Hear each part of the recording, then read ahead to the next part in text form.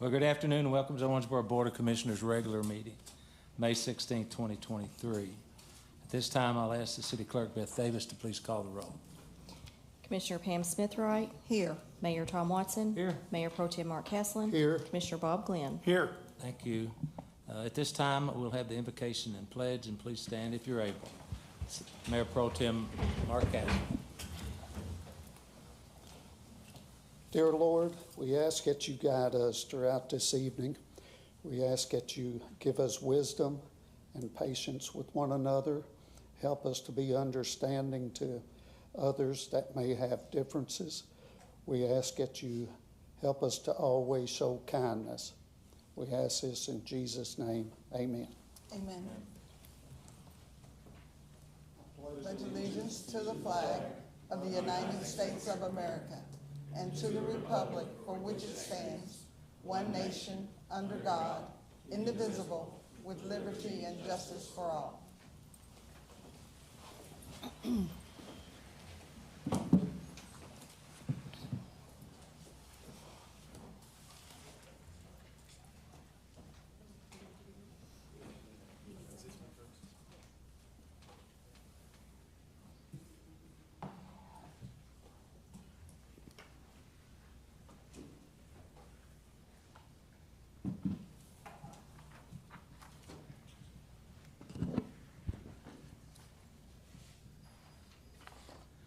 Next item on the agenda is to recognize Brandon Sims.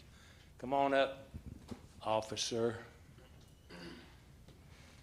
Going to read about you, okay? I don't know, I made up some of this, so you're on your own. Sergeant Brandon Sims began his law enforcement career at the Owensboro Police Department in 2003.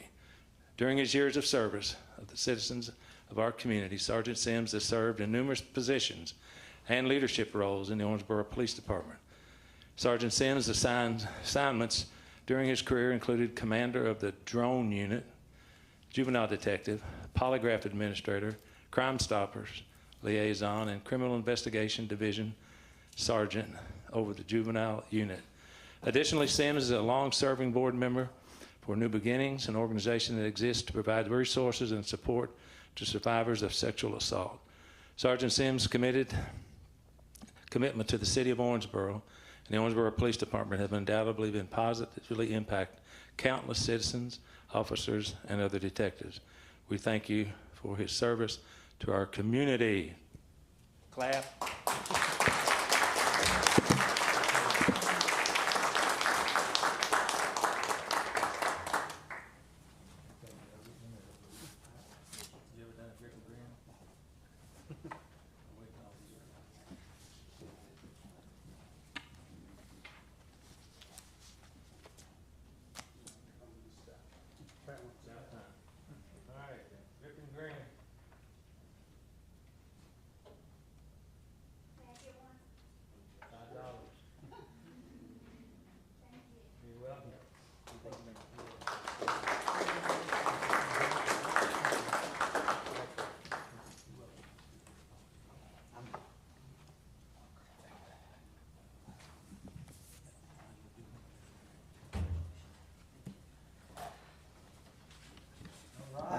I'll keep it brief.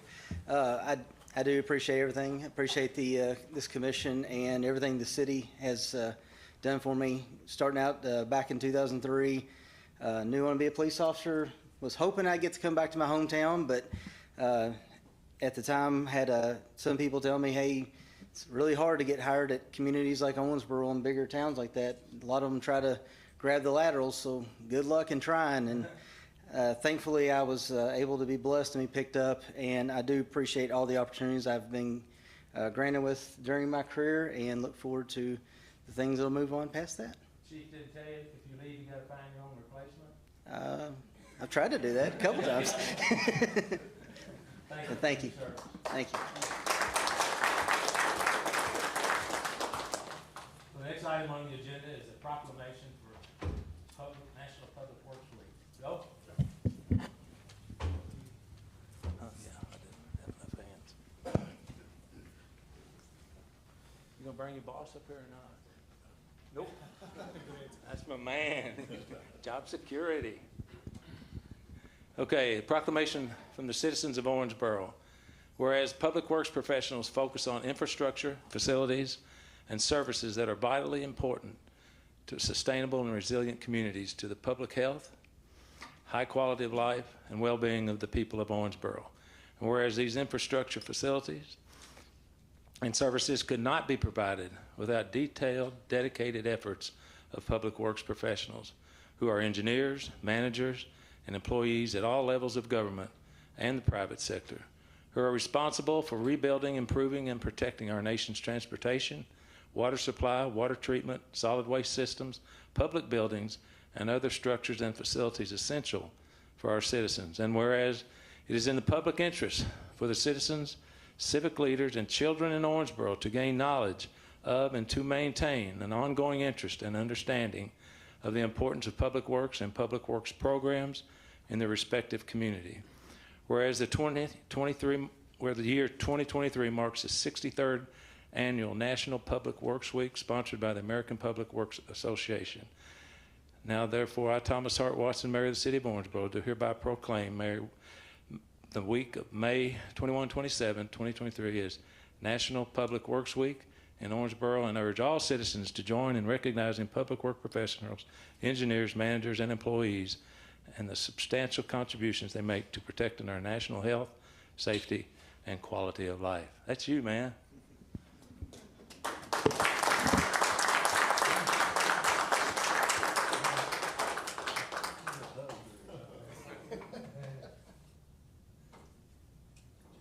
You're welcome to speak. We're going to start paying these guys to speak. Okay, the next proclamation is Emergency Medical Services Week. Who's here for that?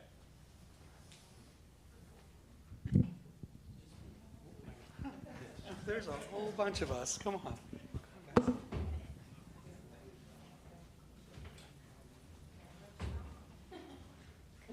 How you doing? Very good, sir. How are you? I'm old. Okay, y'all ready? Oh, keep them coming.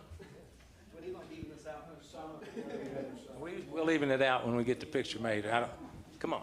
There's a leader right there.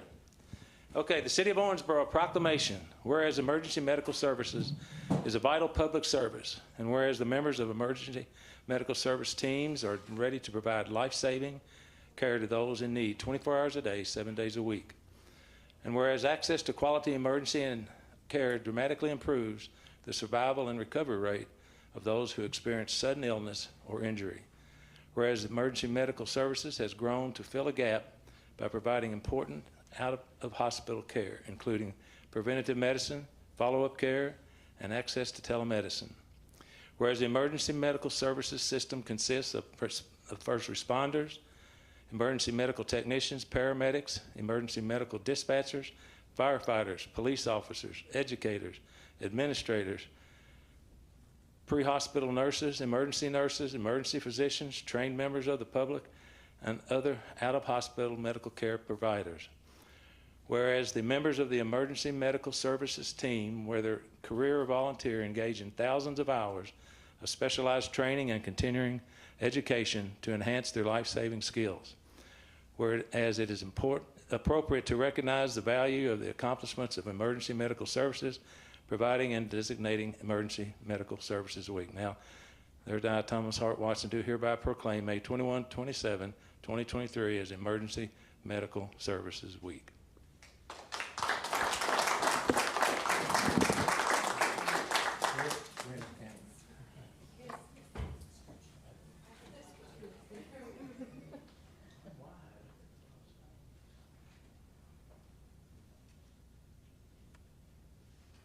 Okay, who's the designated spokesperson? We're not letting the chief do it. You're on. Yeah, you're on.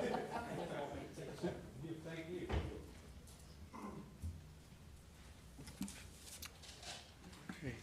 I just want to say, as the EMS program coordinator for Owensboro Health, I appreciate the opportunity to be here. I appreciate the acknowledgement during EMS week next week. Again, great personnel that serve the Owensboro area with our AMR, our air evac, our fire. These are the true heroes of the community. I'm just very grateful, very gracious to be able to help lead this from the hospital to make an EMS center of excellence, providing exceptional care to our citizens here in Owensboro. And thank you, Mayor, and Council, for all your support during this week. We greatly appreciate it. Thank you. Good job. Okay, the next proclamation is for Mental Health Month. Okay, mental health people.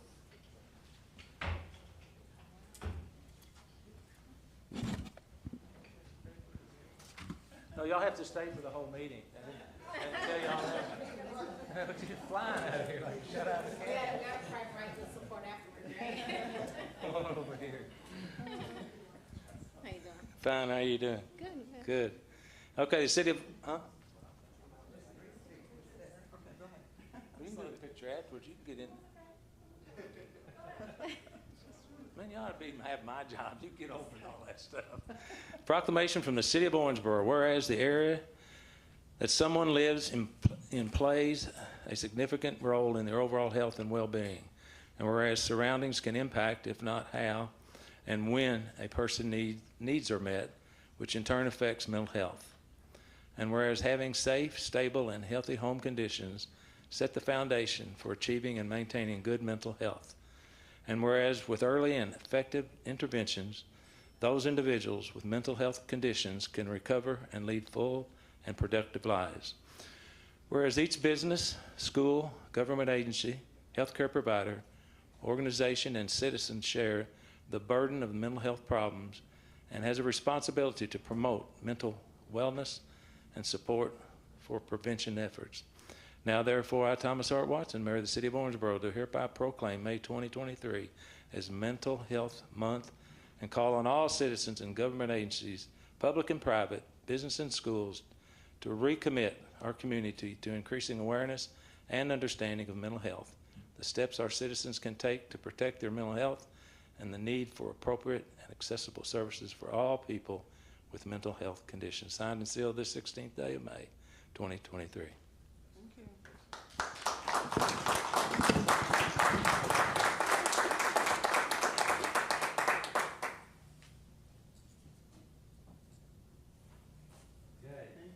Anybody but you, Dr. Perry, anybody else?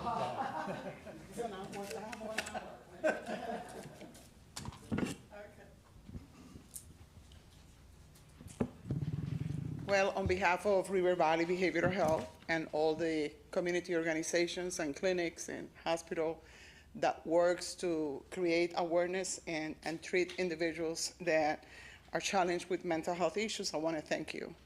I want to thank Mayor Watson and each one of the commissioners and city officials for helping us to create awareness about mental health conditions.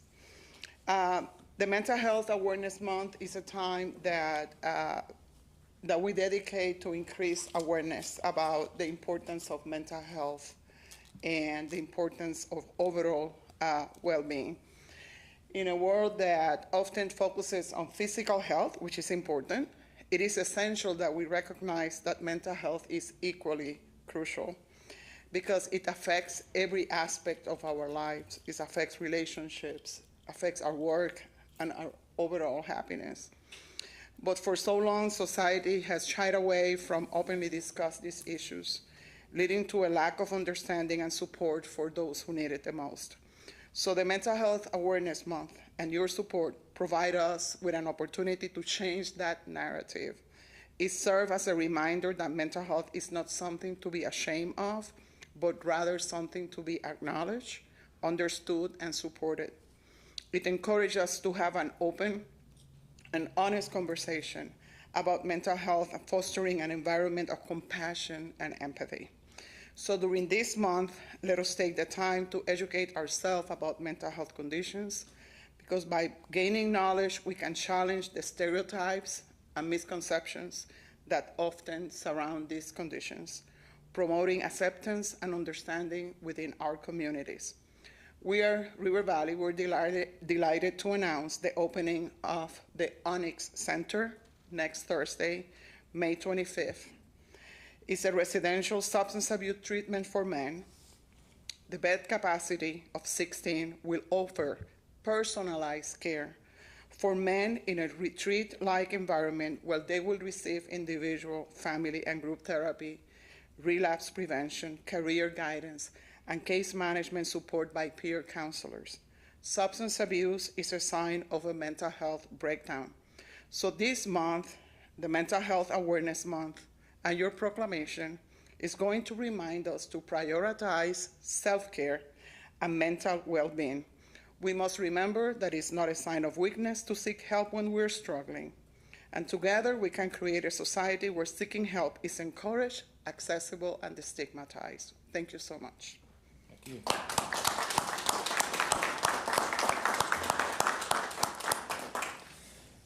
Thank you very much.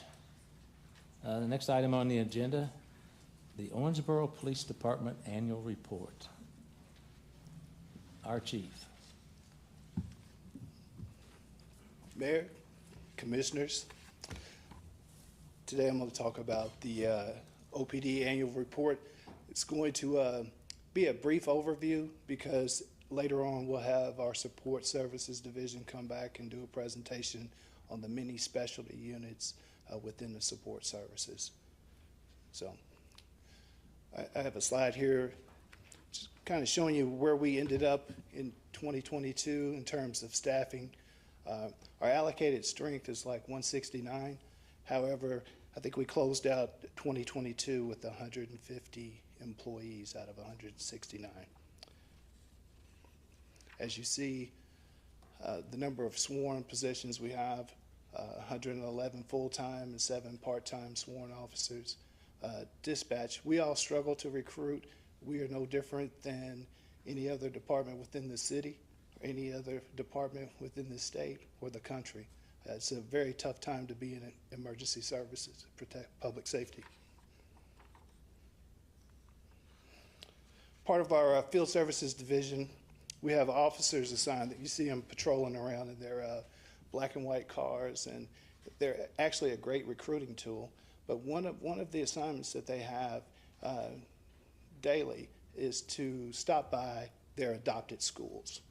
And that is for the purpose of, A, being familiar with the schools in case something happens. We don't want the first time that an officer walks into a school to be during an active shooter situation. So the officers go in, they learn the layout of the school, they learn the teachers, they learn the children.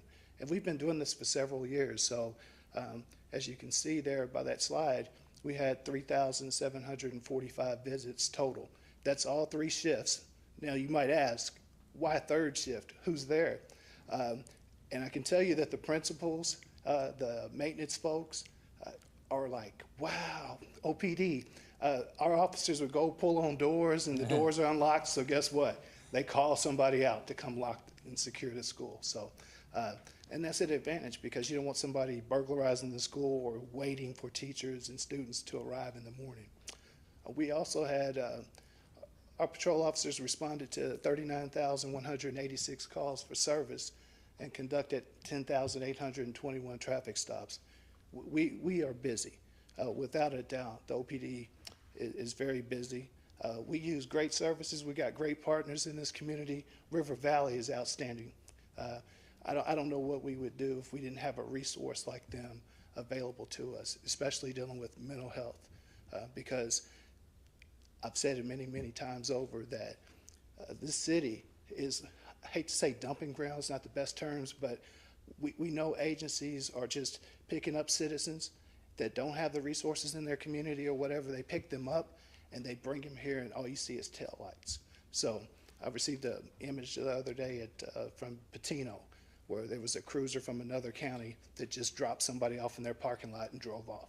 So and a lot of these people, homelessness or what have you, have mental health issues.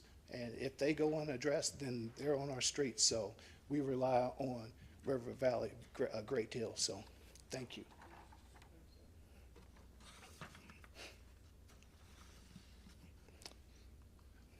So our Part 1 index crimes, which are what you would call serious felonies. We had 2,489 total. With that, we had 4 homicides reported.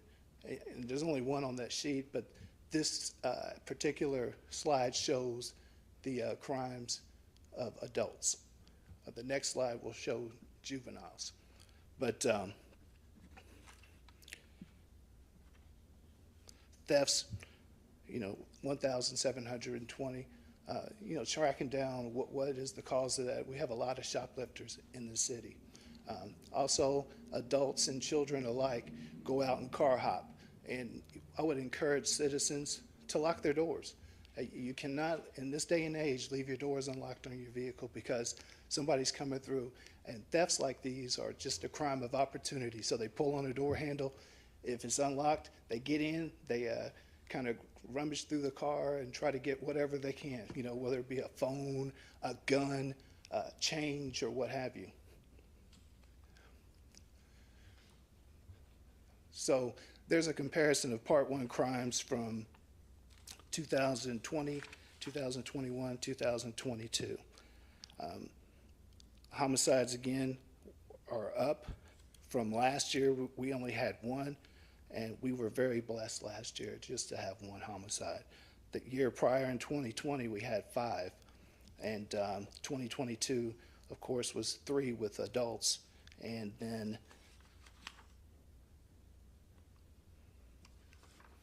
juveniles, we had 1 as well. So trending, it shows an increase in Part 1 crimes.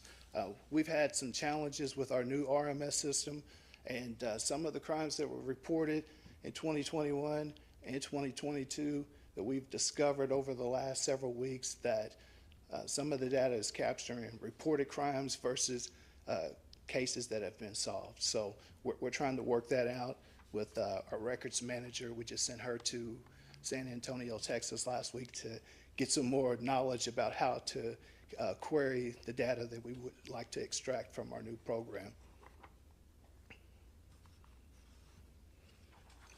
So in CID, the Criminal Investigations Division, they are responsible for primarily investigating felony offenses.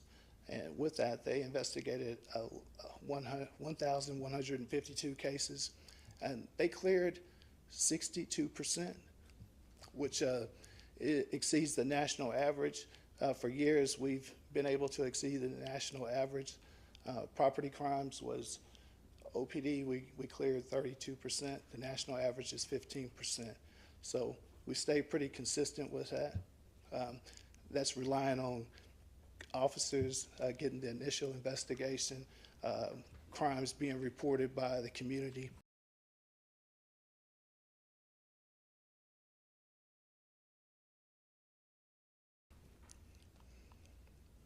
The Street Crimes Division is another subdivision of the Criminal Investigations Division. They investigate major drug trafficking.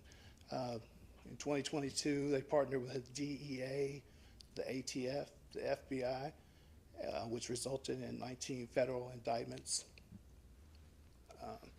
They also assisted in the recovery of 118 pounds of marijuana, 11 pounds of methamphetamine, and 1 pound of the very, very dangerous fentanyl.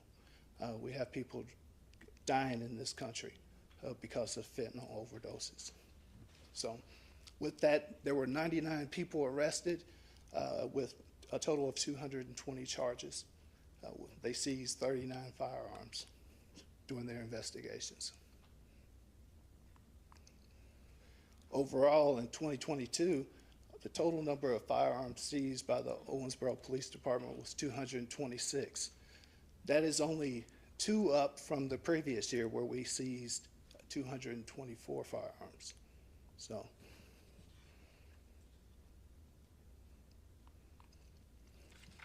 in 2022, unfortunately, we had several retirements. Lieutenant Wechtenheiser, who retired with 20 plus years of service. He also worked at Hancock County for a bit before coming to OPD. Sergeant Page worked at Davis County SO for a few years before coming to OPD. He retired at 20. Officer Flory worked at Davis County SO for 6 years, I believe, before coming to OPD and retired with 20 years of service. Officer Stokes, 20 years of service with OPD, but he worked in Louisiana for a couple of years. So, Officer Sutter worked like 6 or 7 different agencies in Kentucky and elsewhere, but he retired from here, 20 years of service. Officer Vallada, who is now back with us, but he retired at 20 years of service as well. Well, hiring is a thing. We're constantly recruiting and looking for good people to come serve this community. So in 2022, we hired 11 individuals. Unfortunately, one of them didn't meet our standards, so he was not retained. But the officers you have there, Officer O'Brien, Officer Probus, Officer Babbs, Officer Baker, Officer Rickard, Officer Esther, Officer Forker, Officer Butler, Officer Connor, and Officer November are working and or in the police training officer program at this time. So in there, if you have any questions. Chief, could you tell us your length of service? Who? Could you tell us what your length of service is? Okay. 32 years of service.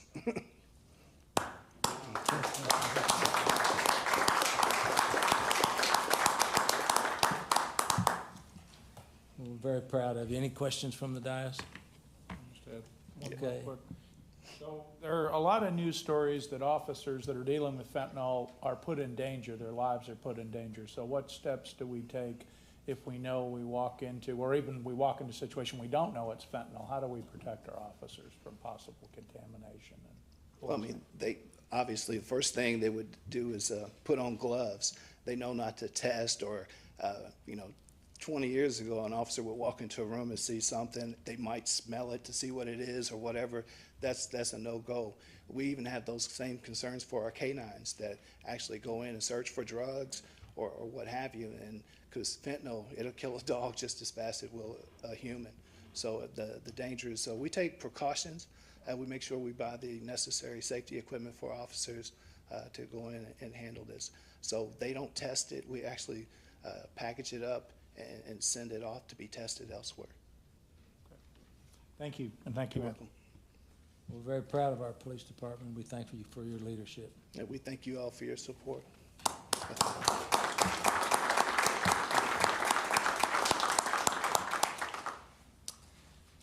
Okay. Item 5A on the agenda. I'll entertain a motion to approve the minutes from May 2nd, 2023. So moved. Could I have a second, please? Second.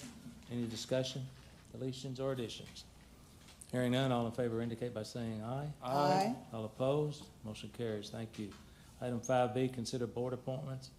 Dugan Best Neighborhood Alliance, reappoint Deborah Street to a 2-year term effective May 23rd, 2023. City Employees Pension Board closed. Appoint Pam Smith Wright, thank you, to fill the remainder of an unexpired term which ends December 31st, 2024. Owensboro Sister Cities and Regions Board, reappoint Elaine Wright and Robin Choska. How you say that? Is that right? To a 3-year term effective June 6, 2023. I'll entertain a motion to approve. Motion. Could I have a second, please? Second. Any further discussion, additions, or deletions? Hearing none, all in favor indicate by saying aye. Aye. All opposed, motion carries. Thank you. Item 6A is a roll call vote, second reading. Ms. Davis.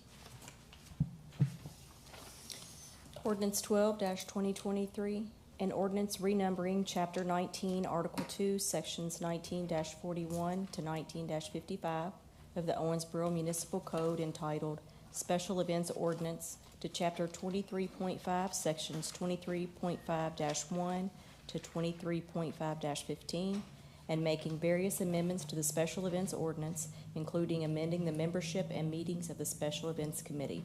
Read for approval on second reading the 16th day of May, 2023. Thank you. I'll entertain a motion. Motion. Could I have a second, please? Second. Thank you. City Manager, do you have anything to add? I know we talked about this last time. We did, Mayor. I'd answer any questions, but no additional comments. Thank you. At this time, Ms. Davis will do roll call, please. Commissioner Smithroyd? Aye. Mayor Watson? Here? Yes, sorry. Mayor Pro Tem Casselin? Yes. Commissioner Glenn? Yes. Thank you. Motion is approved. Item 7, first reading, no vote. Ms. Davis. Ordinance 13-2023, an ordinance adopting and approving the annual budget of the City of Owensboro, Kentucky for the fiscal year beginning July 1, 2023 and ending June 30, 2024, and appropriating the revenues to the various departments of the city as set forth herein. Introduced and publicly read on first reading the 16th day of May, 2023. Thank you. City Manager, please. Thank you, Mayor. This is first reading of an ordinance adopting the city's 2023-2024 fiscal year budget. There are no changes to the budget provided to you in April, discussed in the video sent for your review, and presented in detail to the Board of Commissioners and the public at our work session last week. As such, the budget includes no changes to the city's tax rates. The general fund, our primary operating fund, is balanced. In the budget, we've prioritized our employees, including providing a market rate cost of living adjustment and fully implementing all recommendations from our recent compensation study. Investments are made in public safety, and infrastructure, as always, remains a priority, and the budget includes a record amount of spending for asphalt resurfacing. I'd like to thank the finance staff, department heads, and managers who spend countless hours preparing and finalizing this important document for your consideration. Thank you, sir. Any other comments from the dais? Hearing none. Okay, we'll go to municipal orders. 8A, please, Ms. Davis. Municipal Order 23-2023, a municipal order authorizing and directing the mayor to execute an application for the Patrick Lay Bulletproof Vest Partnership, BVP, initiative grant administered by the Bureau of Justice Assistance, designed to provide critical resources to law enforcement jurisdictions for the purposes of reimbursing the Owensboro Police Department for 50% of the total cost of $11,898.46, expended to purchase 14 new bulletproof vests and plates, that amount being $5,949.23. Read for approval on one reading the 16th day of May, 2023. Okay, I'll entertain a motion. So moved. Could I have a second, please? Second. City Manager? Thank you, Mayor. The city clerk's comments provided a good overview. I would just add that we do have the funds available for the match currently budgeted, so no problems there if we are awarded the grant. Any other discussion? Hearing none. All in favor indicate by saying aye. Aye. All opposed? Motion carries. Thank you. Item 8B. Municipal Order 24-2023, a municipal order authorizing and directing the mayor to execute a joinder agreement with the Kentucky Public Employees Deferred Compensation Authority, continuing the city's participation in the Kentucky Employees 457 Deferred Compensation Plan and the Kentucky Public Employees 401k Deferred Compensation Plan. Read for approval on one reading the 16th day of May, 2023. Okay, I'll entertain a motion, please. Motion. Could I have a second? Second. Thank you, City Manager. State statute creates the Kentucky Deferred Compensation Authority as the plan administrator for employee benefits such as the optional 401k and 457 programs available to Kentucky public employees, including our employees here at the City of Owensboro. This agreement, which is essentially a participation agreement, has not been updated since 1997, and the state sent us a revised agreement for consideration a month or so ago. This municipal order adopts the updated agreement between the city and the Deferred Compensation Authority to continue to provide benefits to our employees, as has been the case for many years. Please note this is an optional retirement program fully funded by employee contributions, not the city, and it is not the county employee retirement system, which is the primary retirement plan for our employees. So it is a secondary optional retirement, and it just allows our employees to continue to participate in the program. Thank you. Any other discussion from the dais? Hearing none, all in favor indicate by saying aye. Aye. All opposed? Motion carries. Thank you. Item 9, City Manager item. Thank you, Mayor. Angela Waninger will present the April financial report. Yes, Mayor and Commission, I'm happy to present the report for the month ended April 30th, 2023. My PowerPoint presentation will be just on the general fund for the month of and the 10 months ended April. You can refer to page 3 of the financial packet for more detail. So for the first slide, for the month of April, we had actual revenues of $7,572,324, which was higher than budgeted revenues of $6,400,191. This is resulting in a variance of $1,172,133. This variance is primarily due to higher net profits, occupational tax withholding, and it's offset by lower insurance premium license fees. The second slide is for the 10 months ended April 2023. Actual revenues of $60,667,696 were higher than budgeted revenues of $56,721,997 for a variance of $3,945,699. This variance is primarily due to higher net profits, occupational withholding, and property tax and interest income. The next slide is for the month of April for expenditures of $4,794,420, which were less than budgeted expenditures of $5,026,150 for a variance of $231,730.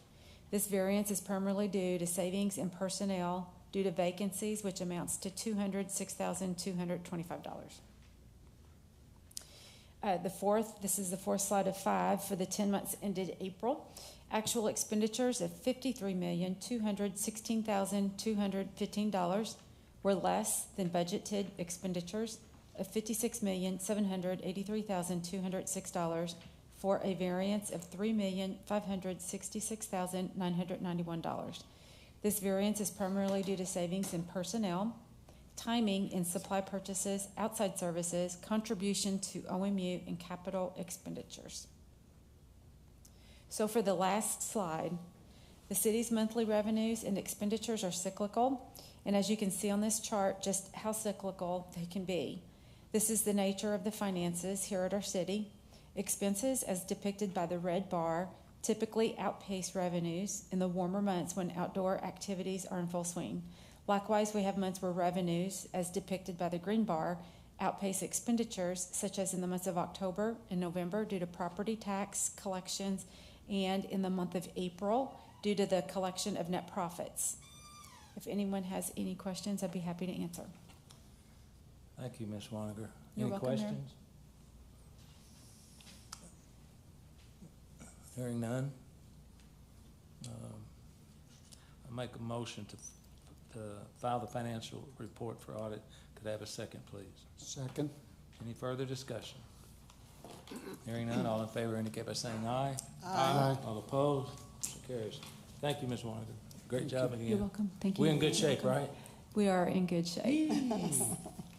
9B, please consider personnel appointments. Yes, for your consideration tonight, we have the following. Just one new hire probationary status, Greg Bunch, probationary full-time, non-civil service appointment to mechanic with the garage department effective May 22nd. And then 2 regular status are those who have completed their probationary and transitioned to regular status. Rachel Adkins, regular full-time non-civil service appointment to maintenance worker with the grounds department effective May 22nd. And Ted Johnston, regular full-time non-civil service appointment to fire driver engineer with the fire department effective May 22nd. Okay, I'll entertain a motion to approve, please. Second. Motion, sorry. Second. Thank you. Any further discussion? Hearing none, all in favor indicate by saying aye. Aye. All opposed, motion carries. Thank you. 9C, city manager comment. No additional comments tonight, Mayor. Thank you. Thank you. Comments from elected officials. Commissioner Glenn. Just 2 items. A while back, we had the Vietnam War Memorial service at the VFW, and they moved it indoors due to rain. It was an excellent event. It was an honor to have that mock-up of the Vietnam War Memorial, and the VFW did an excellent job. It was great to have that event. Also attended the barbecue festival and was amazed at basically the variety of barbecue available was outstanding, and I bought a couple and, enjoyed myself. I think everybody else did. It was a good event, and the music was a nice addition, particularly down by the convention center. So congrats to the committee that put Bourbon and Barrels together. No comment about the bourbon?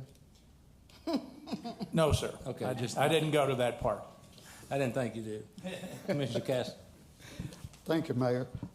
Unfortunately, I had to go out of town and had to miss the Bourbon and Barrels or the barbecue part, but I did get to stop by briefly. But last week I was invited to Western Academy by Miss Olga McKissick and to judge a T-shirt contest. They had the children there design T-shirts, and it was very interesting, and they did a great job in their presentations and drawings, and also had the opportunity to go by the Bluegrass Museum and see the unveiling of the Bill Monroe bust that's on permanent loan from the Grand Ole Opry. And I'd like to suggest that anybody that hasn't been there to see it, be sure to go by and see it, because it's a beautiful bust of Mr. Monroe.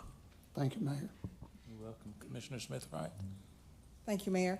I also went to the barbecue festival on Friday and Saturday, and when I went to Denver, when we became an all-America city, we were known as the Festival City. And I think that the bourbon tasting thing ought to be a festival of its own. It was really crowded, well attended. That could be something else to draw folks here. Yeah, I think we're going to try and double the number of distilleries next year. Mm-hmm. But that's it. Thank Okay. you. Thank you. At this time, I'll have open public forum.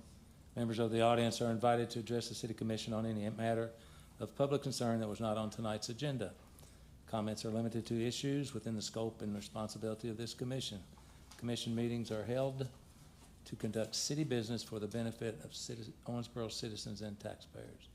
At this time, anyone who wishes to address the City Commission, please make their way to the podium to be recognized. Speakers must state their name and address for the clerk's record and limit their remarks to 3 minutes or less. Since the item is not on the agenda, no response is required from the city staff or the commission. The mayor reserves the right to extend the time to the speaker. So anybody like to speak? Head to the mic. Okay, no takers. I'll make a motion to adjourn. Can I have a second, please? Second. Any other discussion? Hearing none. All in favor indicate by saying aye. Aye. Motion carries. We will begin a special called meeting at 6 p.m. Special call.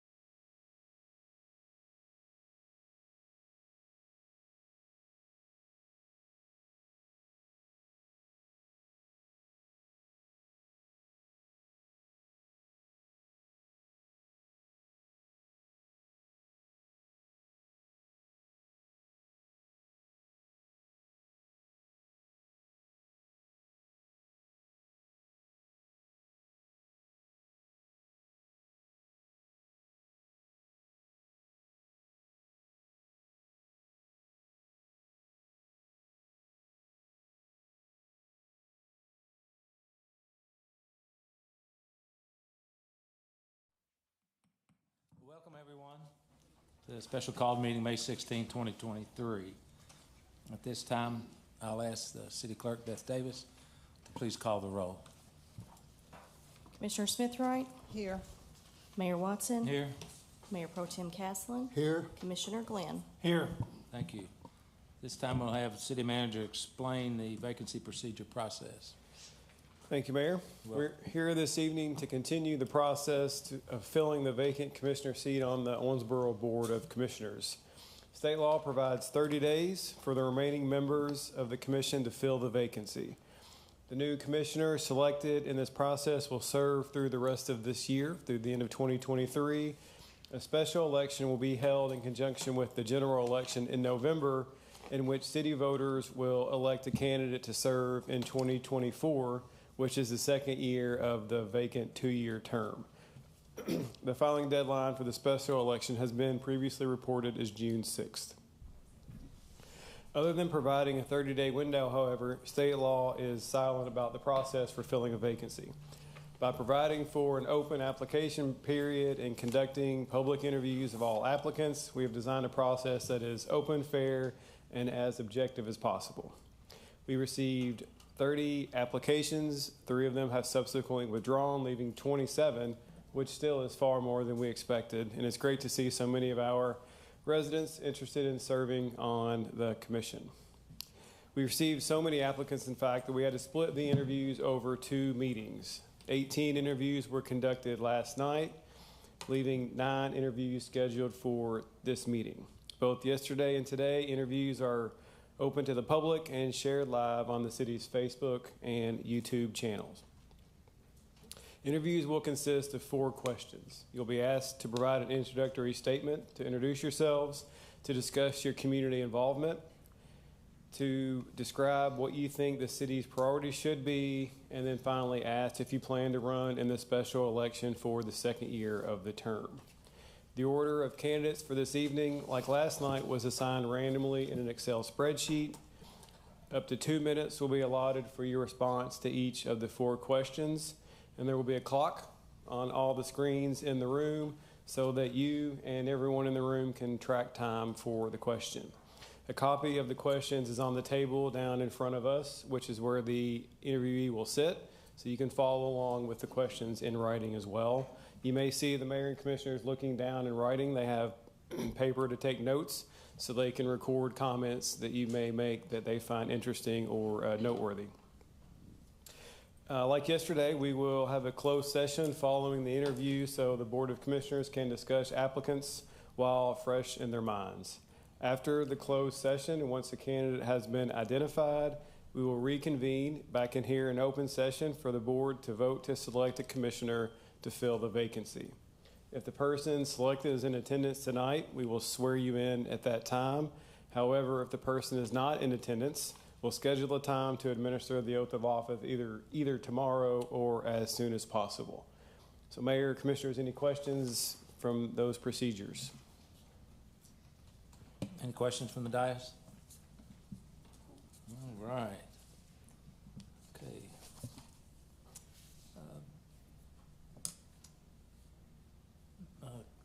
City Clerk Betsy Davis. Well, let's try to get her name straight. We've known her 25 years. We'll call the applicants to the table. Okay, number 1 is Caleb Farkas.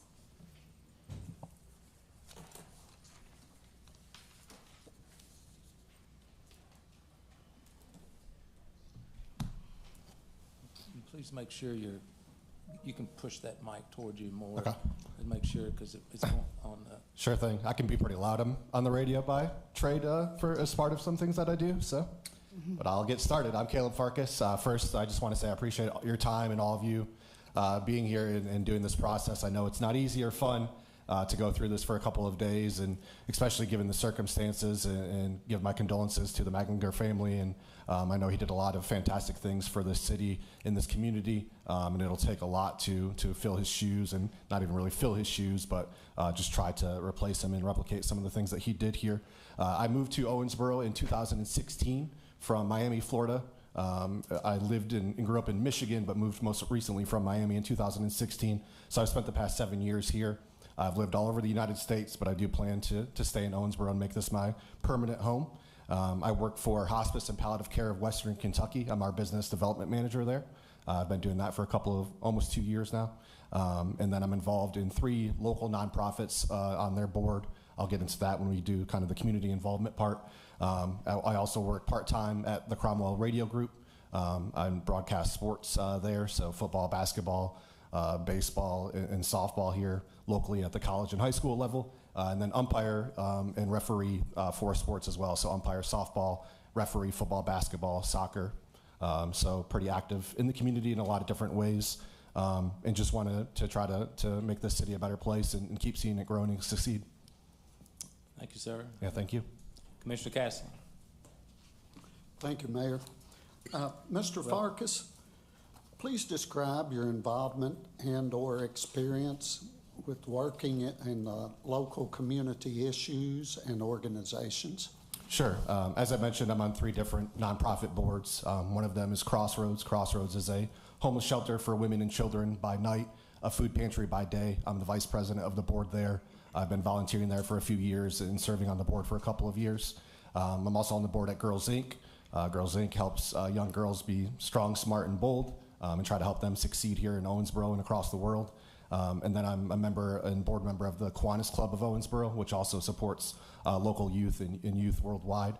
As I mentioned, I work at Hospice and Palliative Care of Western Kentucky. We're also a nonprofit, so we serve the community in a lot of different ways there. And then, as I mentioned, the refereeing, as well as broadcasting. So a lot of different involvement. I'm a member of a couple of different coalitions as well. I'm involved with our Ohio Valley Homeless Coalition, where we worked kind of together with all the different homeless shelters to try to come up with solutions for the city and the community. I'm involved with Owensboro Healthcare Network, where we network with different healthcare professionals to try to provide the best care that we can for the community as well. So several different endeavors. Mr. Farkas, based on your knowledge of Owensboro city government, what do you see as the top priorities for the city and for you as a member of the Board of Commissioners? Sure. I think we've made significant progress in the 7 years that I've lived here. It's almost night and day where it's come since 2016. But I think there's more room for improvement and room to grow. I think there's several different areas. Several have mentioned already, the violence amongst youth and the issues with youth. And I do think I see firsthand on some solutions on how to solve that. One of the reasons I officiate sports and broadcast sports is to try to keep kids in sports and keep them involved. I think that's one of the best ways to do it. There's so many different things that 2 minutes won't give me enough time to talk about what we do at Girls Inc. And how we help youth there, and same with the Kiwanis Club. And then on the flip side with our elderly, I think there's a lot more we can do for them as well. I'm involved with GRAD and things they're doing there. I know we're trying to become kind of an age-friendly community where we help our elderly, and I work a lot with our senior center as well, with my work with hospice. I think transportation is a big issue. I know the city buses can be difficult to try to utilize for folks that need them. I know that from a lot of our guests at Crossroads that struggle with some of those issues. I think being a more walkable and a more bike-friendly city would be helpful as well. I know there's some mental health things going on, and a lot of that is the issues that lead to violence and issues with our youth, and that can spread to adults as well. And I know there's some great things. We've worked with River Valley at hospice as well, and they're doing some great things there for the mental health aspect. I think affordable housing is huge. I know when I moved here and living all over, one of the places that was hardest to find affordable housing was here in Owensboro. And I also think getting outside talent and retaining it here, someone like myself moving here and staying here, and bringing in outside talent and keeping it here in Owensboro.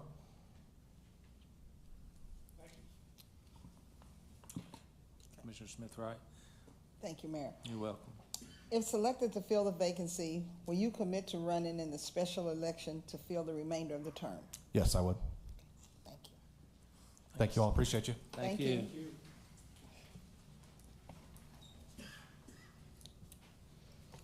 Number 2 is Sharon Neesmith.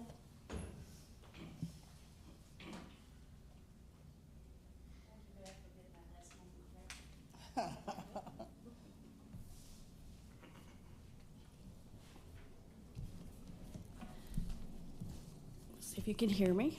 Everybody all right? Okay. I'm Sharon Neesmith, and I want to save the world, and I want to make everyone happy. Obviously, that is a large task for anyone, so I would like the opportunity to start my first steps as serving on the City Commission board. I hold an MS degree in a Master of Science degree in management from Brescia. I worked for Bell South and AT&T, managing up to 900 employees in a 5-state area, and now I'm the general manager for the Downtown Hampton Inn and Suites. There are 4 words that I would use to guide my service. First off is listen without judgment. I don't know how many times that you may start hearing somebody talk about it and your brain is going towards why you don't agree with them or you do agree with them. The second one would be to clarity. Ask questions. Be sure and seek to understand and not just assume. Communication would be or learning rather, would be the third item, because I would need to learn how to be and what you do here on the commission. I obviously don't have that experience.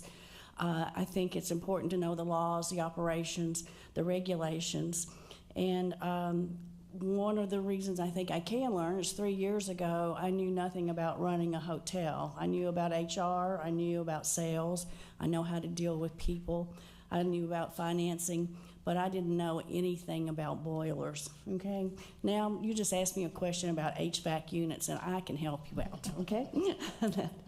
And then, of course, the last part, and one that is of great interest to me, is to communicate. You need to communicate and make sure that people understand why you do what you do as a commission. Sometimes you have negative opinions until you learn the real facts. So find out the facts so that maybe you can help instead of complain. Thank you. Mm-hmm. Ms. Neesmith, could you please describe your involvement and or experience working with the local community issues and organizations? I can. My community involvement goes back several years. I've worked on the United Way of Ohio Valley. I was chairperson for the Owensboro Museum of Science and History, an educational foundation chair for the American Association of University Women. I was, I don't know if this is something to brag about, but I was president and member of the Owensboro Women's Golf Association, and no, I'm not telling you my handicap, okay? I was a board member on Red Cross, and I was a chapter president for the state of Kentucky for the Telephone Pioneers, which locally here worked on the Christmas Wish for several years. A lot of people know me from the barbecue festival, and today someone said I worked there for 40 had been on that festival for 40 years, and I just looked at it and said, not quite, but maybe close. And then I'm helping with the transition here as we go to the barbecue in barrels. I'm currently also, as far as in helping the community itself, I am a member of the Davis County and Owensboro Convention and Visitors Bureau and serve on that board. And from a work standpoint, I work a lot with the recovery people. I've been very fortunate to staff my hotel that way. I have learned so much about what's available or not available for them in the community. It is amazing, the people that come to you, and 10 people come and maybe one will slip, but they'll come back. I'm a believer in second chances. So I am so excited. I have people that have come to me and they are now my executive housekeeper. They are now my maintenance manager. They come to me when they find that, hey, I get to have my kids, I've got my kids back because I have a steady job. So that is probably one of the things that I hope that that has contributed to me saving the world. I'll put it that way.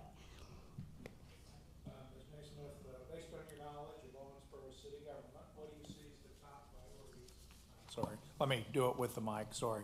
Based on your knowledge of Owensboro city government, what do you see as top priorities for the city and for you as a member of the Board of Commissioners if selected? When I first thought about this, the first thing that I would say is transportation.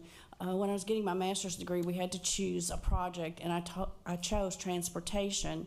I also worked or was in leadership Owensboro, so I got to figure out how to get from Triplet Street over to Carter Road, and started my interest. So because then when leadership at Owensboro, they made you do that without a bus pass and no vehicles, just in case those that didn't know that. So transportation, I've had call centers at AT&T, Bell South, 24/7. I have people that work at the hotel 24/7. I see them at 10 p.m. at night, 11 p.m. at night, walking out in the rain, getting there. So there has to be an answer. However, when I did the research I understand the extreme cost. But I do think it's important that we relook at that. And I would make a suggestion from a tourism standpoint for us is right now there are some ARP dollars that are available for attracting tourism, and I would strongly recommend that it be checked into to see if we could create EV stations for us, where we would have public EV stations that people could charge their cars, and then we could also have parking, paid parking, where you could charge your cars. Thank you. If selected to fill the vacancy, will you commit to running in the special election to fill the remainder of the term? My friends have already committed me, and I have a campaign manager, so the answer is yes. Oh, sorry, you don't want me to take your questions? Okay. Thank you all. Thank you.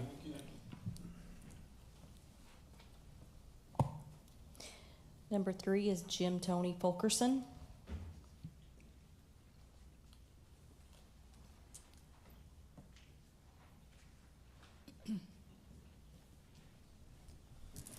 Good afternoon. Old-time seat here now. Please take 2 minutes to introduce yourself to the public. I am Jim Tony Fulkerson. And the I Board was of Commissioners. born and raised here in Owensboro. Lived here my whole life except for 4 years when I went to the University of Kentucky. I have an accounting degree from there. When I came home, during my high school and college career, I worked as a dishwasher for my parents.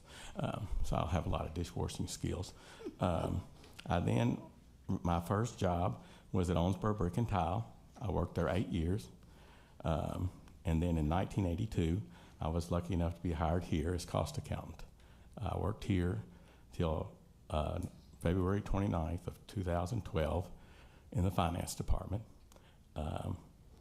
And since then, I've been retired.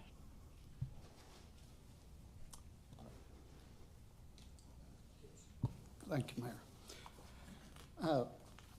Mr. Fulkerson, please describe your involvement and/or experience in working with the local community issues and organizations. Presently, I have been, since my retirement, I have been on the OMU Utility Commission for 9 years, 8 years as chairman. I've been on the Owensboro Riverport Board for 10 years, and I'm presently chairman. I have been on the Diocesan Finance Committee for 10 years, and I've been on treasurer of the Elizabeth Mundy Center for the last 3 years, since 1 month before COVID started. I have also statewide, I'm on the State Retirement Board till the split. Now I'm on the CERS Retirement Board. And luckily, the last 2 years, we've been able to lower the rates for all the cities and counties in the state.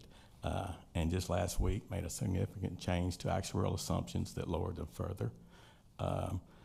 And nationally, I'm on the American Public Power Association Policymakers Council. I've served on that for 7 years. And when I worked here, I was also on the Government Finance Officers Association Audit Committee. That was very entertaining for 6 years.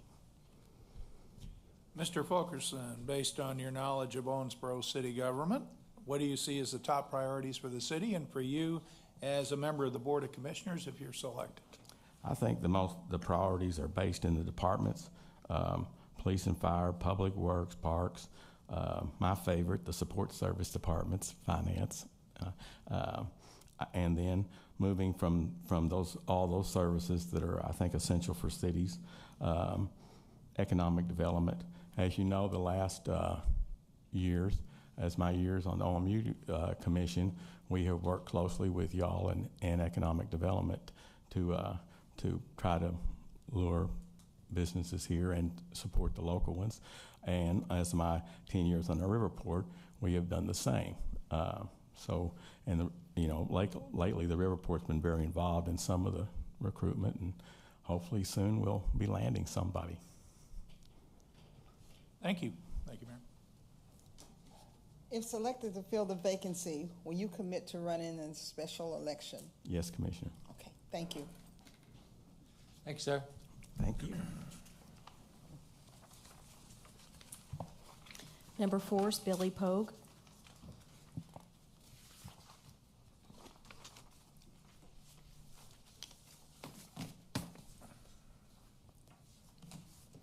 Welcome. Please take 2 minutes to introduce yourself to the members of the public and the Board of Commissioners. Thank you, Mayor and Commissioners, City Manager. My name is Billy Pogue. Glad to be here tonight to express a little bit about myself, and I know you guys got a big task ahead, and there's a lot of great candidates, and just appreciate the opportunity. My name is Billy Pogue. I'm a homeowner, business owner here in Owensboro. Come from a real estate background for about 20 years. Went to Owensboro Catholic High School. Got an associate's degree from the community college, which I'll talk about a little bit later, but education is super important, and we need to get into that pretty heavy. Got a bachelor's from Western Kentucky University, and I currently work with Dr. Simon. I'm his physician liaison and practice manager. I went ahead and decided I wanted to further my education, and I got my MBA in healthcare, so I'm a big advocate for keeping the mind going, and especially in the younger generation, making sure that we have the resources and opportunities. Every day at our practice, we're problem solvers. People come in with issues, and we have to get those rectified. And sometimes they're not easy, but I try to look at myself as a consensus builder, and I can work with anybody. And I think some of the candidates yesterday I was listening to was talking about possibly some candidates that are from a younger generation. And I think that's probably really important to look at where, for example, I feel very comfortable going into high schools and talking with the younger groups, the 20s and 30s, my peer group, the 40s. But I work very well with the elderly and geriatric patients that we have. So I think that is a big opportunity that I'd have to bring people together. Very open to listen, and don't preform judgments, and just I think there's opportunity to get some leadership that will give a new perspective. So I appreciate you guys listening this morning. Thanks. Mr. Pogue, please describe your involvement and/or experience in working with the local community issues and organizations. Absolutely. Here most recently, so since I became a father, Jeremiah, my little one, he's 8, so that kind of changes perspective in a lot of resources. So when the community, the different neighborhood alliances were formed back when Tracy Marksbury was here, I know my area was the Dogwood Azalea Alliance, and I think there was a lot of good done out of that. And I think obviously COVID kind of shut down so many things, and I'm glad to see those opportunities come back. But let me speak to a few things we've done here most recently. So the little one was involved in T-ball, so I was a coach. The city puts on a great program, and I think anything we can do to keep those dollars rolling to make it affordable, that's super crucial. Also, we're pretty heavy into Boy Scouts, so learning, survival of the fittest, learning how to do things that obviously you don't get to in the city.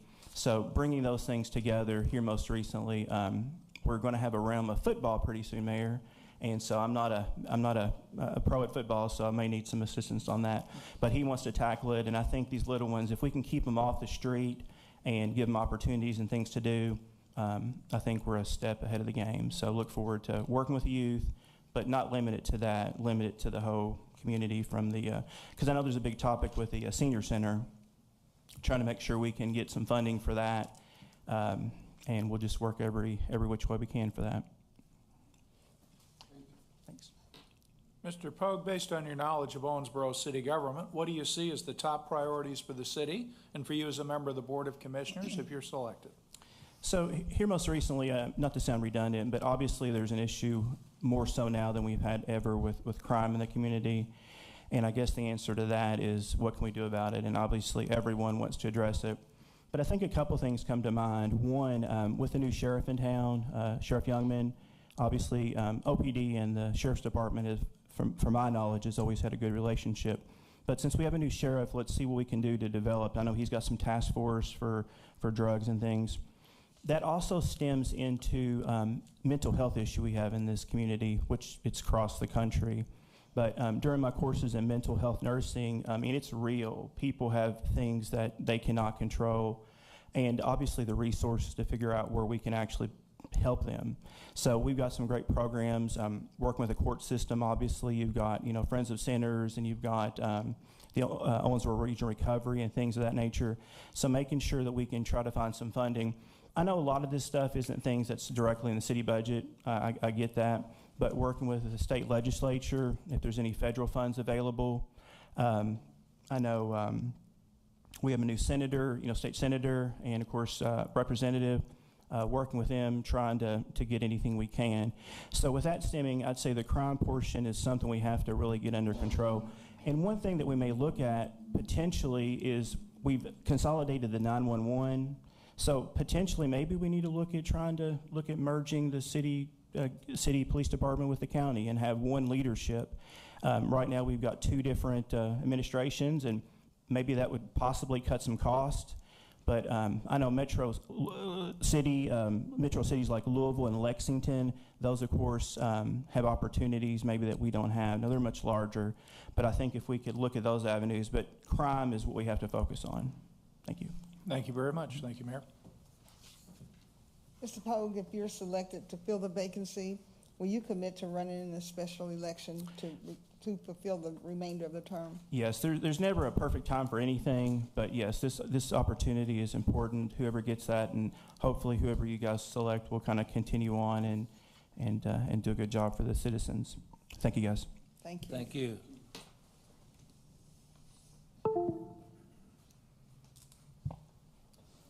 Number 5, Titus Willis.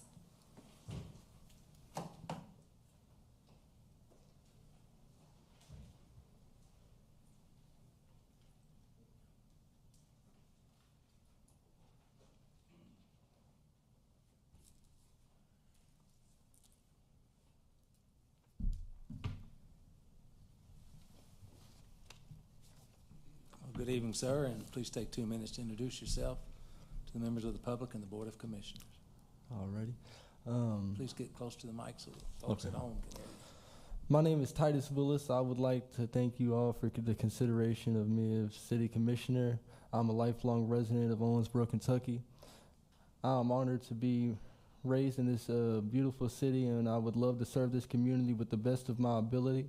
I went to multiple schools throughout the city and county district. I attended our community college OCTC for science. I studied theoretical physics, and I also own B&W Cleaning Service. I used to have an e-commerce business by the name of stopandbuy.com.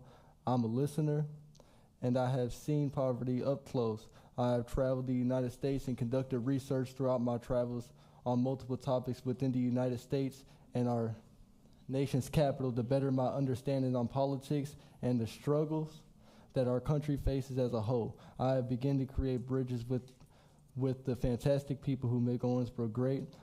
I'm someone who believes that the best decisions are made within a group, and those decisions are made with transparency and collaboration with the community. I attended real estate school at Century Real Estate School. If I'm selected as city commissioner, I will give my all to assure the youth and all the residents have a voice in the decisions that impact their lives in the city in which they live in, and I believe I am living proof that our youth can accomplish goals that they may think unfeasible, and that you, as an individual, stacks your deck of cards and decides your influence on the community for the better. Mr. Willis, would you please describe your involvement and or experience in working with the local community issues and organizations? Yes, sir. I am active in the community in multiple ways, including serving on the Citizens Advisory on Community Development Committee as a volunteer. Also, I participate in the community alliance meetings to understand the needs and the wants of the community on a personal level to better my understanding of the community's needs and wants on a greater scale to address them in real time or a future time. I try to attend as many community events as possible because I believe research is needed to approach problems with caution. I will say I'm young, I'm 22 years of age, and I still have a lot to offer as a community official, and believe with the position I'm being offered as a community official, and believe believe with the position I'm being offered, if selected, I can at least give my all and hopefully make an impact on the city in a positive, just way, especially for the younger community. Mr. Willis, based on your knowledge of Owensboro city government, what do you see as the top priorities for the city and for you as a member of the Board of Commissioners if you're selected? Okay. I would say there's not one problem that sticks out the most to me. There are big problems and there's small problems, but the future of our city is my personal concern. The lack of financial education in grade school and high school is becoming a problem in our growing, diverse, complicated economy.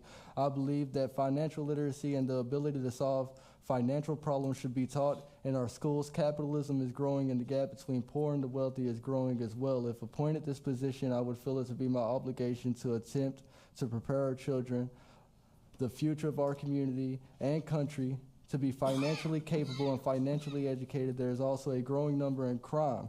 So there is the safety issue, but I believe if we can engage in the youth and participate in community events and programs, we can, as a whole entity, we can eradicate the crime rate. Also, depression is becoming a situation that needs to be met with understanding and determination to grip the mental health crisis. I believe our economic development will always be in my sight for a better future and livability for the community of Owensboro, Kentucky. Thank you. Mayor? If selected to fill the vacancy, will you commit to running in a special election to fill the remainder of the term? Yes, I would. Okay, thank you. Thank you. Thank you all. Thank you very much.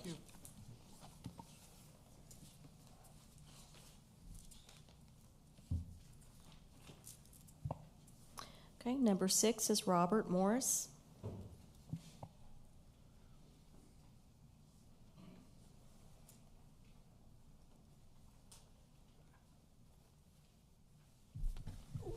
Welcome, and Mr. Morris, take a couple minutes to introduce yourself to the members of the public and the Board of Commissioners. Well, thanks for having me. My name's Robert Morris. I'm 62. I've lived in Owensboro for 52 years of those 62 years. I lived in Detroit for the other 10. Most of my education has been through vocational school and military and on-the-job training. My sweet wife, Susan, she's a Vanderbilt graduate law school, so any big words or things she can read to me and tell me what they are. I'm a proud father, husband, and grandfather. 1985, I started helping folks build new houses, focusing on custom homes, getting them done on time and on budget. I worked in the development area and that also.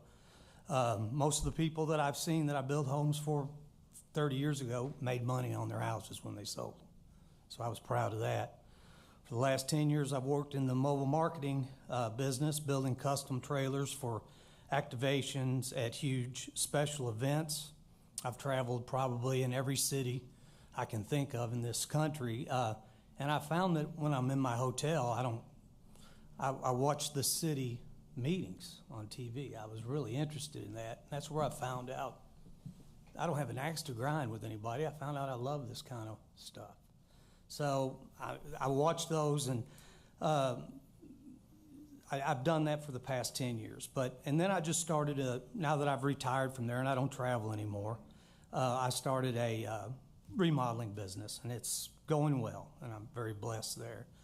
And so I've been taking care of my parents. My dad's 90, my mom's 88. My dad is suffering from dementia, and I really enjoyed Cindy's sheriff's talk that she had. So I've been doing that, and my favorite TV show is Modern Family, and my favorite football player is Roger Staubach. Mr. Morris, would you please describe your involvement and/or experience in working with the local community issues and organizations? Well, since I've stopped traveling, I've found out that volunteering and organizations are an everyday thing. It's an everyday way of life. I recently I had a passion to do this about 4 years ago. I started a bike repair ministry for kids at New Life Church. And you just set up your tools and your table at New Life Church at 11:30 on Saturday. You're in business. You need 3 or 4 bays. So, and the kids work with you. They love it. They're so happy to have you there. And I also cook meals at New Life Church. My Sunday school class does that. I helped remodel the home on campus at New Life Church that is an emergency shelter. I give faithfully to my benevolence fund at church, which I see folks getting help there by the hundreds every year. So I give faithfully to that. I have 3 contacts through the community that I contact during Christmas, and I try to help 3 families, 3 kids with Christmas gifts during that time. And through my new remodeling business, I do a lot of free work. I've got a guy that's struggling, health, money, and I found myself at his house doing things for free, going and getting his medications for him. He can't get out and drive. So, just volunteering is out there. You just have to keep your eyes open for someone in need. I'm interested in starting a Dogwood Azalea Alliance. I don't know if that's still going or not, but I'm really interested in doing that. But like I said, I love to volunteer. The bike ministry we started, my wife and I were riding down the street, and a little kid go 5 feet, his chain would come off. So we pulled over and WD-40 and a wrench, and we had him on the road, man. And his 2 big brothers said, "Sir, thank you so much for helping my little brother." And that's where the bike ministry got started. Yes, Mr. Morris, based on your knowledge of Owensboro city government, what do you see as the top priorities for the city and for you as a member of the Board of Commissioners if you're selected? Well, we're filling a seat that was vacated by Larry's passing. Very sorry to his son who's here. I'd like to see if there's anything on the front burner that Larry had that needed the baton to be passed to help, something there. It's only a short 6 months or whatever. So if Larry had something, I'd like to do that. I'd like to look at ways of creating sales taxes through businesses. I'd like to start a new business support team for people that are starting their new businesses. We've got a lot of Hall of Famers, business people out there that can really help these young folks or anybody starting a business.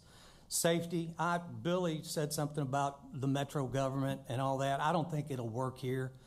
Safety-wise, it's not working in Louisville, but when they merged planning and zoning, it was a good idea. So there's certain things that you can do that would work.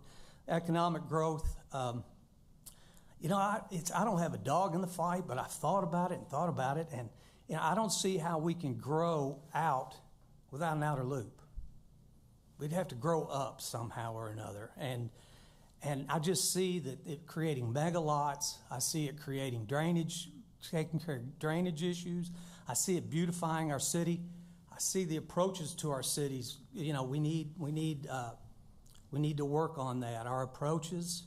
But I don't see economic growth happening without an outer loop. There's not a whole lot going on up here, but that's what I see. So I'm passionate in regards to the signage. I'm passionate in regards to cleaning up the River Park Center and the Museum of Science and History. When you come into our city and you want to do business, the approaches need to be shining stars. So, thank you. If I could, I'll finish the rest on my 2 minutes from if I'm going to run or not, because this could be my last hoorah up here, so I'm going to use my 2 minutes. Commissioner Smith, right?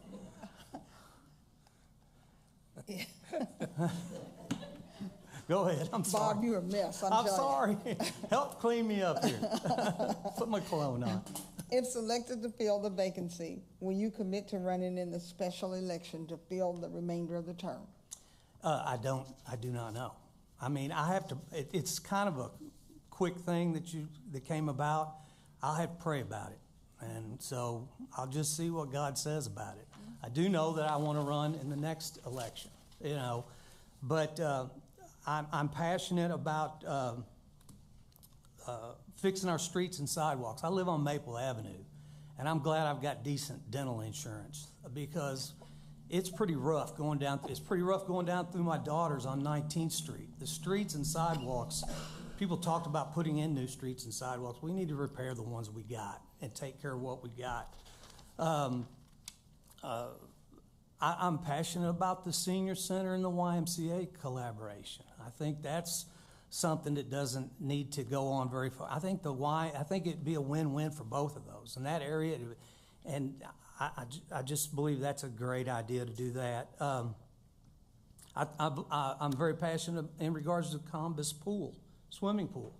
Those kids have gone too long without a swimming pool, and I grew up. You had the Sports Center swimming pool. That's where you went. I grew up in Detroit. You had River Rouge swimming pool. That's where you went. Swimming pools are important to kids in the summertime. I'm thinking, I like to get things done on time and on budget, and I work on a 2-year agenda. I don't want to put a mailbox up here. I want to be a commissioner for 2 years, and that's it.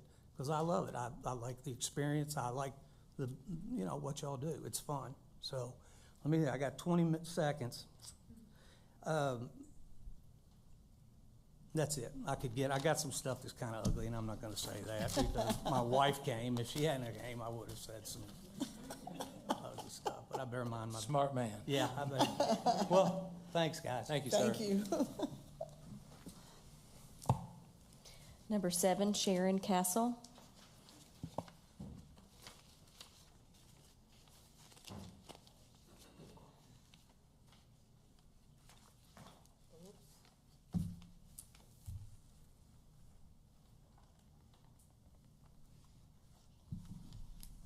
Welcome, Ms. Castle. Please take 2 minutes to introduce yourself to the members of the public and to the Board of Commissioners. Well, my name is Sharon Castle, and I came... Close to the mic as you can, please, or pull it to you. There we go. I came from a town 60 miles south of Chicago that had no industry whatsoever. So coming here was like a godsend to us because I had an antique mall. It was 16,000 square feet. It was a big place. And it was doing very well until internet came into the being, and then everything died. So I was lucky enough to talk to a guy by the name of Dick Anderson who owned RNA. And Dick and I were talking, and he said, I got to sell something right away. And I said, oh, really? And he said, yeah. I had to buy Willow Creek Apartments probably within 2 or 3 weeks. He didn't know it at the time, but I had to sell my antique mall the same way. So it just worked out so well. It was like, everything was working fine. So we came here and we bought that. But before we did that, I've been here 28 years with Windy Hollow Campground. And that is going very well too. Willow Creek Apartments is 100 apartments. I deal with a lot of diverse people, from single old ladies, which I really like, and single old men, which I really like. But some of them are couples, and some of them have got involved with drugs. And it's very hard. I go day by day there, and I make sure that everything is good over there. But it's like you have to be a policeman over there. Every day you've got to go and check for things that might have happened. And I got 5 seconds here, so I better wait. Mrs. Castle, would you please describe your involvement and or experience in working with the local community issues and organizations? Well, I am busy with what I have, but I have worked a lot with the Patina Shelter, bringing women from that area into the apartments. I've had very bad luck with that, very bad luck. And so I keep trying to get the best people I can, but sometimes it's very hard to pick the right people, and sometimes it just doesn't work very well. But And right now, I am dealing with RWRA, and they have completely annihilated a portion of my apartment complex because of what they're doing with the sewer that's running across Burlew and up to J.R. Miller, I guess. It's going quite a ways up. But it's been a nightmare dealing with that. And so I went to the mayor's office, talked to one of his associates, and I told her about it. She said she'd get back with me, but she never did. And Mike Pfeiffer, I think he's the city attorney, he said that if I didn't like it, to call an attorney. So that's what I got from the city, which is not what I wanted to hear, but that's what I heard. And I just, it's very frustrating trying to run a business when sometimes during this process, they had the apartment shut down, and if an ambulance needed to get some of these seniors out of there, they couldn't have. So it was a safety issue. And so it became apparent that nobody was going to get back with me. So that was a little frustrating.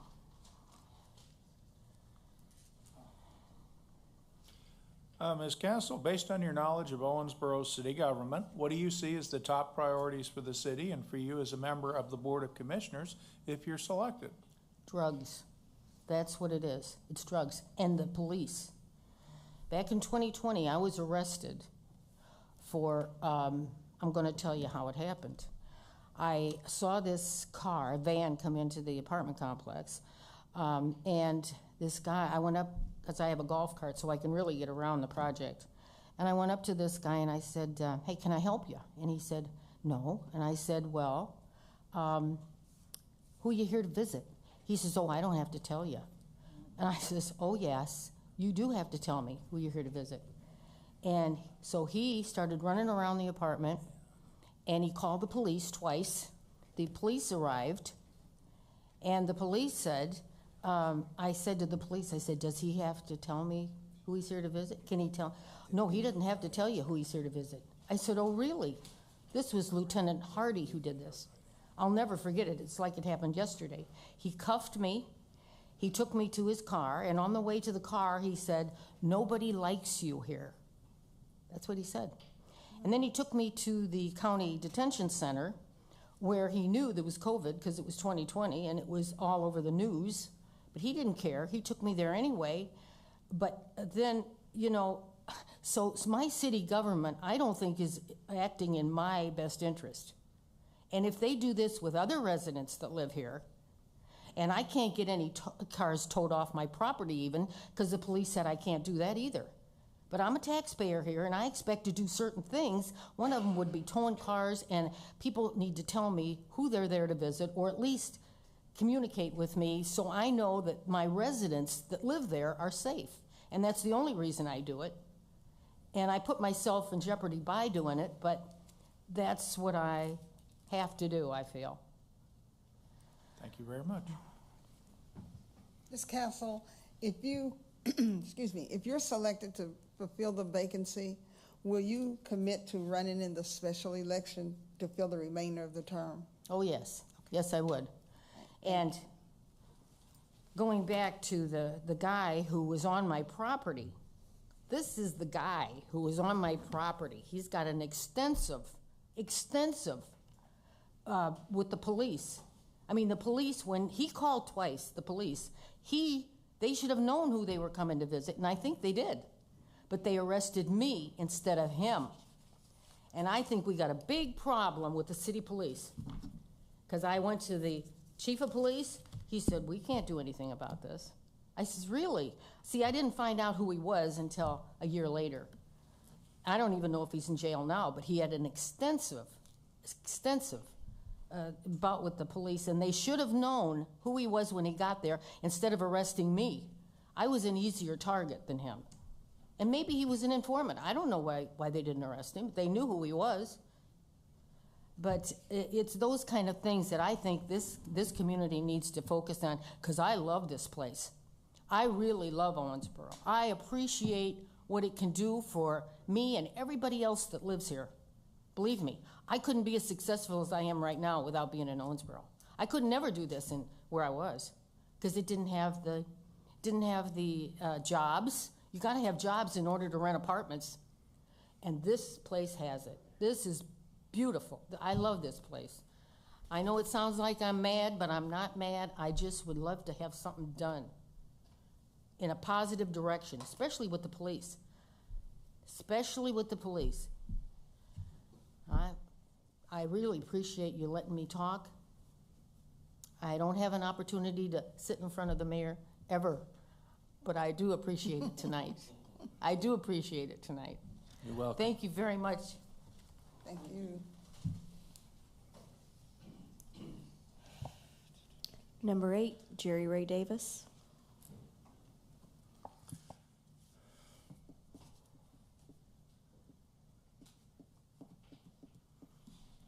Welcome, Mr. Davis. Take 2 minutes to introduce yourself to the members of the public and the Board of Commissioners. Glad to have me. Thank you, guys. Hi, my name is Jerry Ray Davis. You may have heard the name. I chose to move to Owensboro in December of 2019 to invest into a community I wanted to be a part of. I'm a Madisonville, Kentucky native. Before moving to Clearwater, Florida in the summer of 1982, I came back to my home state, Kentucky, to serve as a councilman in the Louisville Metro as I pursued my career in the car business. I'm a local business owner of Jerry Ray Davis Chrysler Dodge Jeep Ram. We've had our store now since June of 2020. We have new car sales and service facility. We're located out there on Frederica.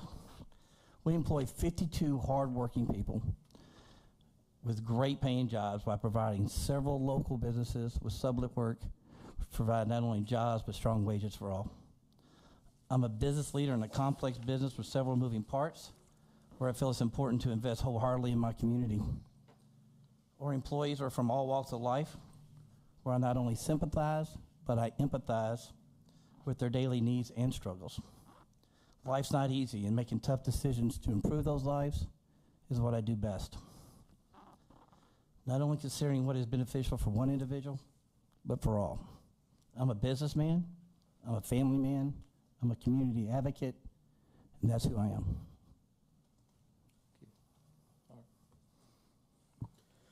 Mr. Davis, please describe your involvement and/or experience in working with the local community issues and organizations. Okay. I have a strong involvement in our community.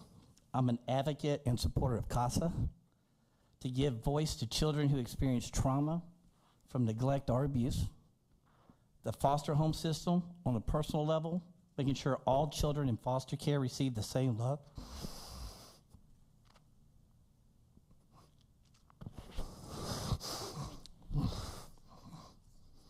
When I said personal level, I meant it. Sorry about that. The same love and joy of children who live in family-style environments. I support the Nebelet Center, Girls Inc., Puzzle Pieces, Bower Mission, and the Empowerment Academy. I also feel it's important to support the entertainment culture of our community with the Bluegrass Hall of Fame, Romp, as well as Friday After 5.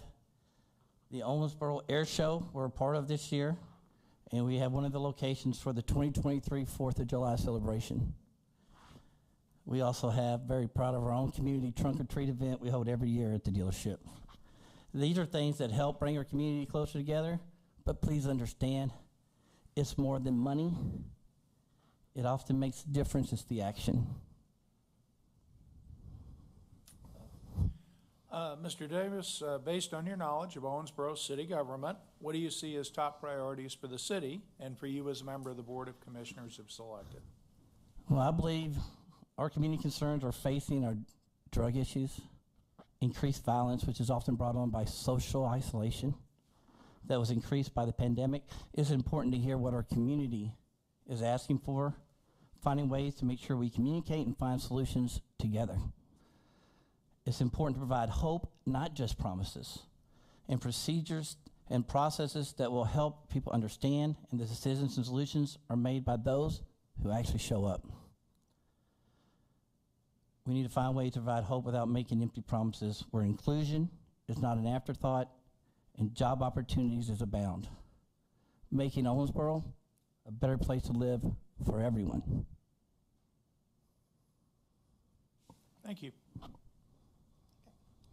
If selected to fill the vacancy, will you commit to running in a special election to fill the remainder of the term? Short answer is yes. I would have already registered, but due to the election hours, office has been closed this week.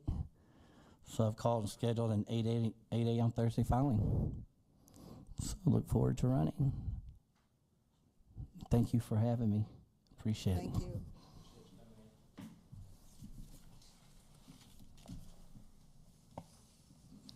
Number 9, Gordy Wilcher.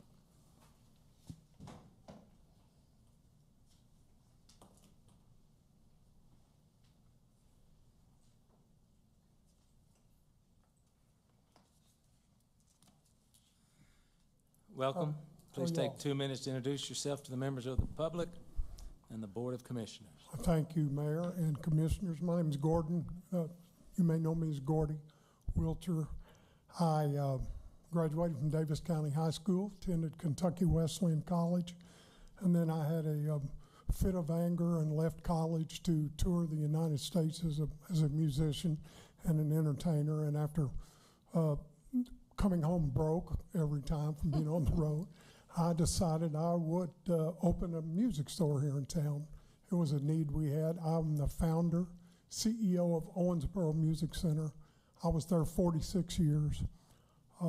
It was a great, the community's been wonderful to me. It's everything that I have is because of my community and my business.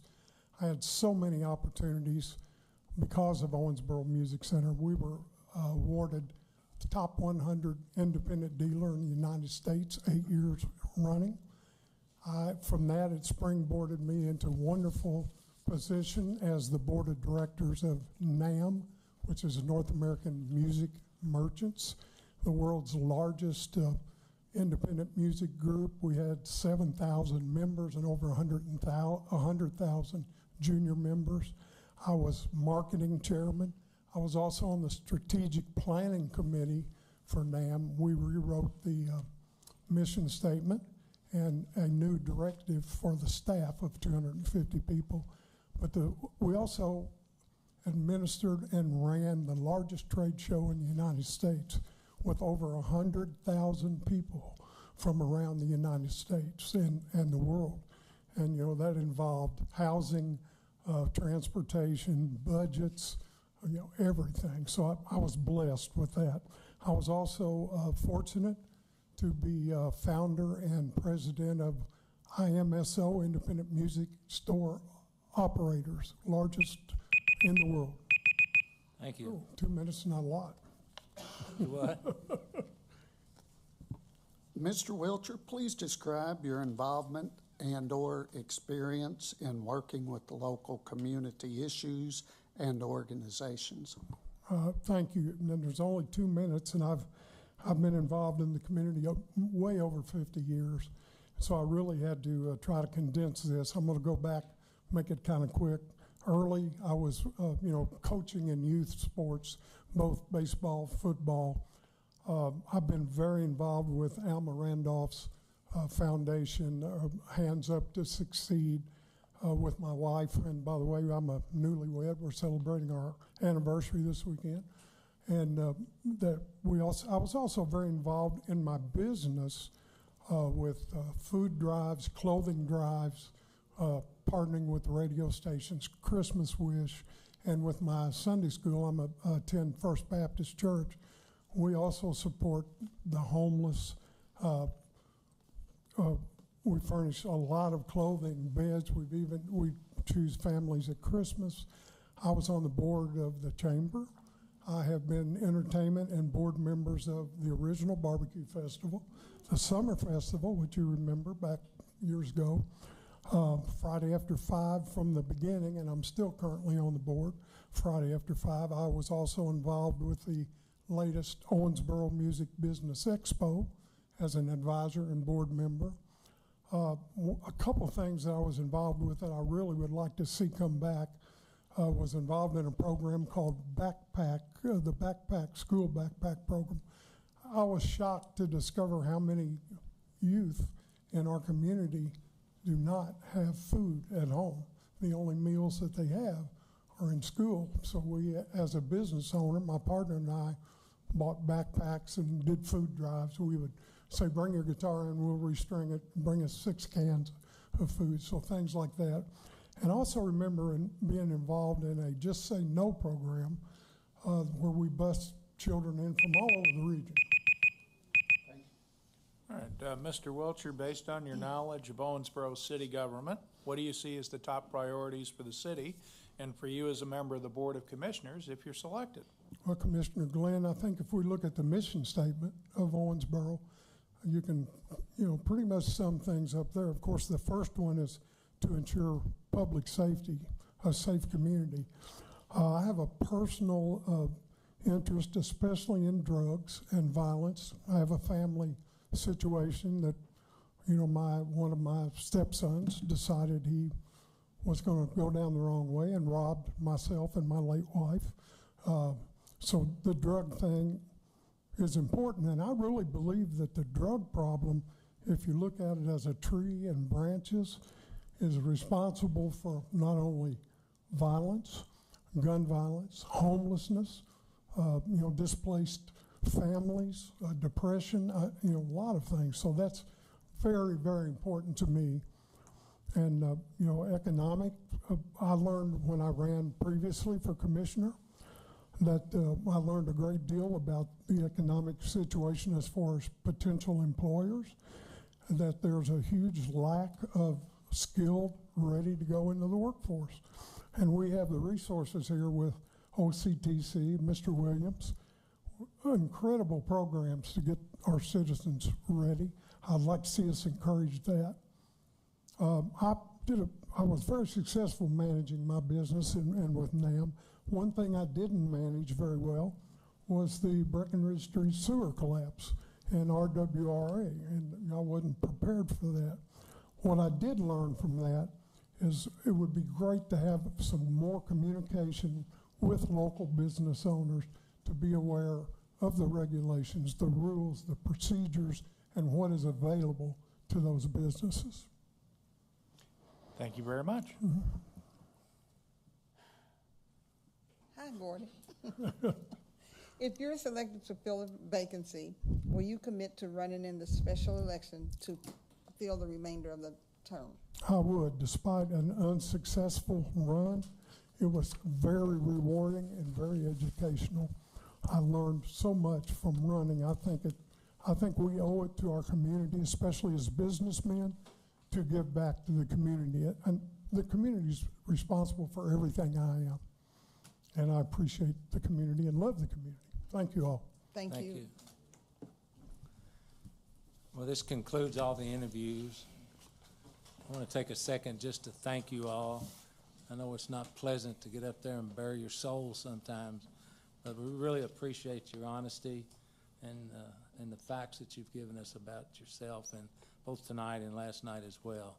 And I know I can speak for most of everybody up here that certainly appreciate your willingness to serve. And right now we're going to go into closed session. Could I have a motion to go into closed session, please? Motion. Second. Under KRS 61.810, 1F, to hold discussions which might lead to the appointment of a member. Could I have a second, please? We got a second? Second. I thought we got one. Okay, now we got a third. Now we got a third. Yep, All in you do. favor indicate by saying aye. Aye. All opposed, thank you. We will return to open session. Am I going to read that? When we come back, yeah.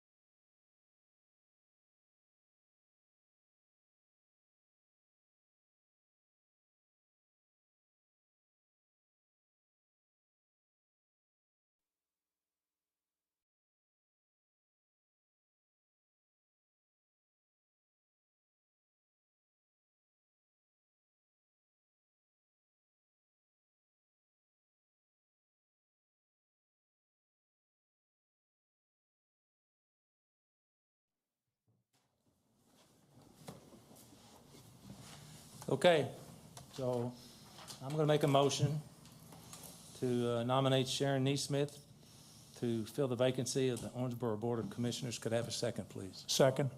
Any further discussion? Hearing none, we'll do roll call vote. Ms. Davis? Mayor Watson, Yes. Mayor Pro Tem Castleton, Yes. Commissioner Glenn, Yes. Commissioner Smithwright. Aye. Motion is approved. Now, how do we get out of this mess now? How about you swearing you in right now? She does. She said, I don't swear. Give me just a minute to print out the paperwork. We got to get the paperwork printed out first. So, okay, so we can make them. Do we need to be in session to swear her in? Yeah. Okay. No? That's where yes. just set right now. Okay. So give me just a minute.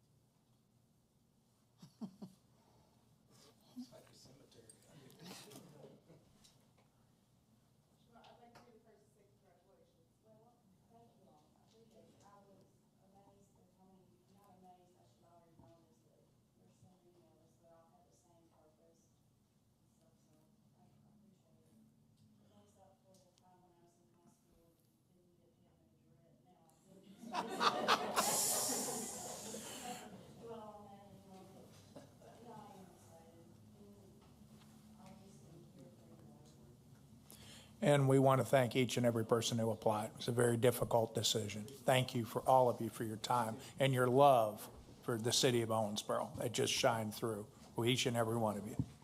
And in 6 months, you'll all get a chance to do it again. Go right at it. Yeah, exactly. So you can just see how much fun it is sitting up there.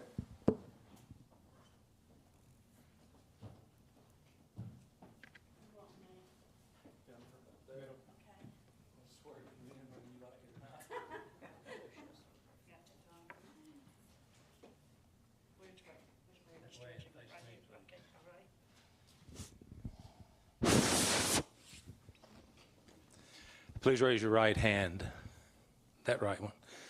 I, name, Sharon Neesmith, do solemnly swear do solemnly swear that I will support the Constitution that I will support the Constitution of the United States of the United States and the Constitution of this Commonwealth, and the Constitution of this Commonwealth, and be faithful and true and be faithful and true to the Commonwealth of Kentucky, to the Commonwealth of Kentucky, so long as I continue a citizen thereof, so long as I continue a citizen thereof, and that I will faithfully execute that I will faithfully execute to the best of my ability to the best of my ability the office of Owensboro City Commissioner the office of Owensboro City Commissioner according to law. according to law. And I do solemnly swear I do solemnly swear that since the adoption of the present Constitution, since the adoption of the present Constitution, I, being a citizen of this state, I, being a citizen of this state, have not fought a duel with deadly weapons. say that again. Have not fought a duel with it. Okay, I have not fought a duel with deadly Everybody weapons. stumbles on that one. No. Within this state, Within this state. nor out of it. Nor out of it. Nor have I sent or accepted a challenge Nor have sent or accepted a challenge to fight a duel with deadly weapons. to fight a duel with deadly weapons. Nor have I acted as a second Nor have I acted as a second in carrying a challenge, in carrying a challenge, nor aided or assisted nor aided or assisted any person any person thus offending. thus offending. So help me God. So help me God. Congratulations. Thank you. Thank you very much. Thank you.